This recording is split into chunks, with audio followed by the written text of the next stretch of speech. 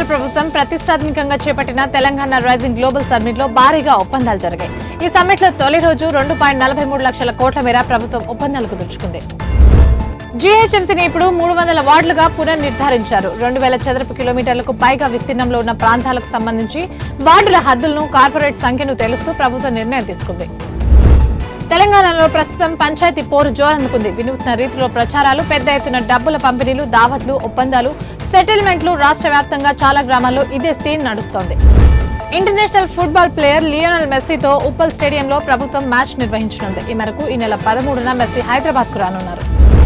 తెలంగాణలో ఉష్ణోగ్రతలు దారుణంగా పడిపోతున్నాయి. రాష్ట్రంలో సెకండ్ ఫేజ్ కోల్డ్ వేవ్ పరిస్థితులు మరింత తీవ్రతరం కావడంతో ప్రజలు చలి తీవ్రతకు గజగజ వణికిపోతున్నారు. ఇండిగో సంక్షోభం ఇంకా కొనసాగుతూనే ఉంది. వందల సంఖ్యలో విమానాలు రద్దవడంతో వేల సంఖ్యలో ప్రయాణికులు చుక్కలు చూస్తున్నారు. బంగారం ధరలు మళ్లీ పరుగులందుకున్నాయి. దేశీయంగా ప్రస్తుతం 24 క్యారెట్ల 10 గ్రాముల బంగారం ధర 1,32,227గా పలుకుతోంది. ఇక 22 క్యారెట్ల 10 గ్రాముల బంగారం ధర 1,19,950 వద్ద పలుకుతోంది. మధ్యప్రదేశ్లోని సివానీలో శిక్షణ విమానం నేలకూలింది. ల్యాండ్ అయ్యే క్రమంలో హైటెన్షన్ విద్యుత్ తీగలకు తాకడంతో ఈ ప్రమాదం చోటు చేసుకుంది. తెలంగాణలో అపోలో గ్రూప్ భారీ పెట్టుబడులకు సిద్ధమైంది. రాబోయే 3 ఏళ్లలో 1700 కోట్లు భారీ పెట్టుబడి పెట్టనున్నట్టు సంస్థ సిఎస్ఆర్ వైస్ చైర్పర్సన్ ఉపాసన కొణిదెల ప్రకటించారు.